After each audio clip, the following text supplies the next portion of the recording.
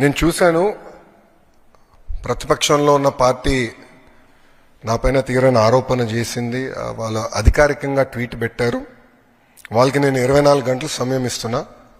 2000 రూపాయలు నా బ్యాంక్ అకౌంట్కి వచ్చింది, నా జోబులోకి వచ్చిందని వాళ్ళు అంటున్నారు కనుక నిరూపించండి, లేదంటే ఆ స్టేట్మెంట్ విత్డ్రా చేయండి. ఈ రెండు చేయకపోతే చాలా తీవ్రమైన పరిణామాలు ఉంటాయి. లీగల్గా నేను దీనిపైన ముందరికి వెళ్ళాలని నిర్ణయించుకుంటాం జరిగింది.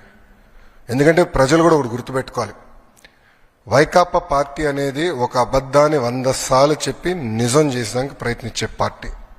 2019 ఎన్నికల్లో కరెక్ట్గా వాళ్ళ సొంత బాబాయిని వాళ్ళే చంపేసి ఏకంగా నింద మా నాయకుడు చంద్రబాబు నాయుడు గారి పైన ఆనాడు వేశారు.